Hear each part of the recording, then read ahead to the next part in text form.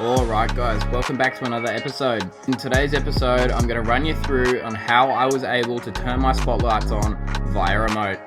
Without further adu, let's get stuck into it. Alright, welcome back to the channel. It has been a long time, or I think it's been about 4 weeks since we filmed a video. You will have to bear with me a little bit here. I am a little bit crook. I have been doing massive hours at work and then still staying up on top of content. But long story short, we got a lot of switching to do in the Navara. So long story short, we've got the spotlights, we've got rear lights, side lights. And if you guessed in a couple of videos, long story short, we're getting a roof rack. And there is about 9 light bars in there, and I want to be able to switch them all individually. So being able to switch them individually meant, well, essentially having 13 to 14 different switches. So long story short, I got a hold of Simon at Auxbeam, and we're going to be installing this Auxbeam multifunction switch panel. Is basically sorting out the switching for all the lights that are going on the Navara. So this panel will be able to control everything from the car, and the cool thing is it also comes, it's over here now, with a wireless remote, which I think I've got under here, which is programmed, which I got to program, so I can turn one and my spotlights will come over, or whatever I program it to. So that's a really cool feature. So I'll be able to be sitting over here on a camp chair, and my missus might get up, needs the sight lights on. I'll have the remote with me. I can press 3. It'll turn the whole car on, all the lights around the side, and you can walk around the car without tripping into anything. But I thought I'd better give you a rundown on the car because it has been like nearly 4 or 5 weeks, and a lot has changed on the car since. So up top, we've got the Alpha rooftop tent. They're currently on sale at the moment. They're pre-sale. You can get that whole brand new tent with solar, everything, for $1,800. That's right, only $1,800, and it includes everything.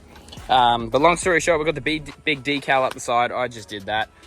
Side lights, Auxbeam side lights. We're currently in the process of sorting out water for the new shower tent we chucked on. That is cracker. But yeah, the tent, she's a bit dusty. We spent the weekend up at Manor Park. But then the side light, reverse lights, we finally got all sorted. Yeah, everything. So my favorite modification so far though is definitely these Series 5 headlights. They are absolutely unreal. They've changed the whole look of the car. But what this episode is going to contain is basically sorting out all the 12 volt in here. So we're going to bugger off all this TPS and we're going to get it nice and schmick. Essentially how this module works is that you power this unit here and here via the cables they provide for you, and it will come off the battery. And then long story short, you bring your switch wires here for your accessories. So at the moment, I have just, because I hadn't figured out a plan for how to get them working.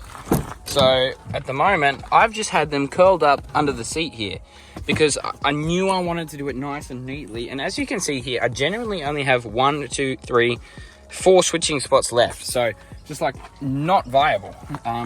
So I'm really keen to get this panel excited because because it has been quite messy, and I actually haven't been able to use the spotlights and everything as much as I'd like to. So what we've got to do is we've got to pull the switch wires out from the firewall there, and we're going to replace this TPS here so it actually works properly. It actually looks proper. TPS is fine. It's just cable, in my opinion. You're probably going to come at me, it's what I had at the time, and I needed the spotlights on for the trip away. So we've got some automotive cable, some flex, and we're going to chuck that in, rewire it all. It's hot as anything today, but we're going to get it sorted. So first things first, we're going to rip these out, get them here, get power to this panel, and we're going to start assembling things and look at how we're going to do it all. Sweet. So we got Charlie the chicken here. So all I've really done is I've just pulled them up out of the firewall so that we can delete the TPS and run them properly. So if you come underneath here, you can see she's all clear. I just bloody cut that off because I'm not going to be needing it. So the next step is to jump into the wiring kit and have a look at mounting this control box and the signal cable and all of that, and getting that all prepped up, and that way we can start deleting these cables and start running our big boys. What I'm just doing here is I'm currently just assembling all of it. So every switch position is fused, so 1, 2, 3, 4, 5, 6. That's what these positions are on here, so you can see it's labeled 1 to 12. So I basically got 12 switching options. So it's come with 2 red cables, so I've just screwed that down. Big 100 amp fuse, which is going to go in between it. And then I can bolt the negative up, and then I've got signal cable, ignition wire, I believe, and then aerial, which is this little guy. I gotta find something to mount so that we can use that remote wirelessly. Ideally, I don't want to put it on the front of the car because it's a pretty shocking looking aerial. And the front is pretty tidy, so I might mount it somewhere. But we'll have a look. So just bolting it all together. Not too much exciting to watch. Ideally, I shouldn't have to state the obvious. This is going to be a bit harder to do one-handed, but always with electrical, tighten your connections very solid, especially these main connections. So this is going to be 100 amps, ideally flowing through this if all the circuits are on. So ideally, I'd like to put a bit of paste in between them too, but there's no real need. It's not extremely high voltages or currents. I'm going to say at least maybe the spotlights and the side lights will be on at once, so it's okay. So obviously, don't want to state the obvious here, but just make sure your connections are tight, because it's rated for 100 amps, and there very well could be 100 amps going through it if I have all the circuits on at once. So just doing it up tight. Ideally, I'd like to put a little bit of paste in between it, but I know that I won't have all 100 amps flowing at once, so it's okay. I just want to make sure these connections are nice and tight, doing it up with a socket, but there's no risk of a hot joint or anything bad happening. Okay, here we go. So I'm getting the hang of it. So yes, the ACC is the ignition wire. So what I'm gonna have to do is that's gonna have to run through the firewall as well. And I'm gonna tap it into the back of the cigarette lighter. So that way this box only gets power sort of thing, only it lights the loop, because this switch panel illuminates, sorry. So that way it's only drawing power when the car is on. That's essentially what I'm trying to achieve here. And if I leave the car for 3 days, it's not just gonna sit there and piddle out. So steps are, what we're gonna do to get this all functional, working, and do it right the first time, we're gonna get all these circuits in that I've got here, rewire them in the, what's it called? Automotive cable, the flex. And then we're gonna get them all screwed into this box here, all nicely terminated, relevant to the number corresponding. And then we're gonna close this up, put the cover back on, mount the cover, and then we're gonna run the signal cable through the firewall, as long as with the ignition wire. And then we're gonna look at positions to mount that panel. I did have a quick look. Ideally, I'd like it like up here, so I'm driving sort of thing, I can click it, but I think it might be better suited here, so I can just sort of click it and I don't have to reach up to the dash, but I will have the remote just sitting there in the door handle. Mind the mess, by the way. I just got back from Manor Park and this car was absolutely filthy. Gosh, we're getting somewhere. Put some Cokes. I don't know if 2 is good for you, but it fills up my bottle. But it's being an absolute pain in my ass. These lugs weren't the right size. It's being a hassle. So I've had to drill out the lugs like 0.5 of a mil more. And we're getting there. Fair bit going on here, but we finally sorted it. So we'll just give you a quick little look here. So this is the ignition wire. When I give that, it gives it power. So what I'm gonna have to do. So I wonder if I can, nah, I can't rest it there. I've just been testing the 3 switches I've got at the moment. So what I'm gonna have to do now is run that in through the firewall, mount the aerial somewhere, and connect up the ignition lighter socket, and then mount the switch panel inside. Blah, it's been a long day. Okay, welcome to the interior.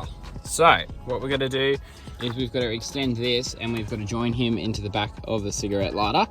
That way it would give that unit power, only when the car's sort of on, sort of thing. And then we've got to run this up through behind the dash and figure out a place to mount it.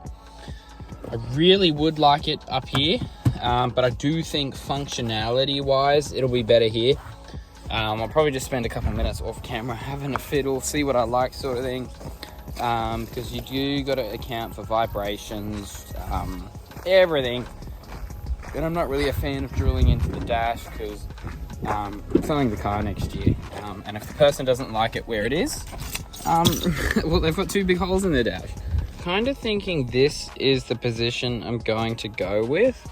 I think it's just easy because I'll have one hand on the wheel sort of thing, and then I can just change gears. Say a car comes past, I can just go bang, flick the lights off. Although I am kind of leaning towards here. Like I'll flip this bracket around and have it sitting up there. Just while you're driving, you can see what's on. I don't know.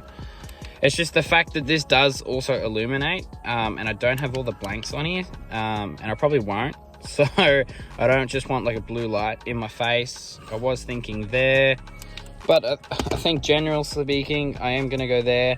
It keeps it all in the cockpit sort of thing, and that way I only have to screw into these and fix into these, and that way if someone, like when they go to buy the car, they don't want it, they can just replace these two tabs here. Wait, camera is about to die, but as you can see here, we've got that ignition wire, which is going to tap into this plug. So it's pretty simple with ignition wires. Oh my gosh. So we're just going to tap into the red there, splice it, join it, do whatever. And we're going to leave a bit of a loop because I do want to add some more socket outlet devices here. And it's a bit of future proofing should anyone else ever want to tap into it. Just as simple as pump that, pump that. And this is the signal cable here. I've just punched out this one here. The bracket's going to mount to it and the cable will go through it. So all this will sit back in. So I'm going to chuck some camera batteries on charge, and I'll get back to you. Here we go. Give it a bit of a test run, hey? So all goes well, this should come up green. Yo! And now, you probably won't be able to see this. The lights are coming on. So let's test the wireless functionality because I mounted that aerial.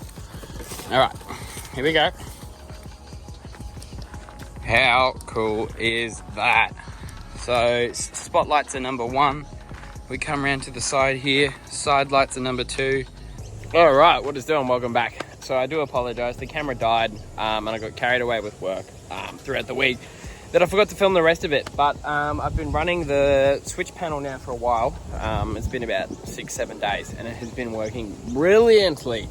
So I thought I better just film this quickly so I can wrap up this video and get it posted. At the moment, we're just testing, taking some photos of the new 270-degree awning. Have a go at it. Like, it's absolutely colossal.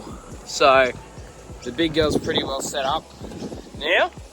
I'm actually pretty stoked with it. So that's the setup. Going to be brilliant for our Fraser trip in January. Couple of things to sort out. I've got to sort out the 12 volt in here so we can get some lights, some amber lights all under here. And then obviously got to get power to the fridge and get the whole 12 volt system sorted up. Say that again. But that is enough of me rambling on about future endeavors. Thank you for watching the video. If you liked it, jump over to my Insta. We post daily there. I'm slowing down on the YouTube content a bit just because I've got different goals and different things that are happening, and I don't really have the time to film, edit, produce all these YouTube videos weekly and this second weekly basis. So thank you for watching. Subscribe, head over to my Insta, and I'll catch you on the next one.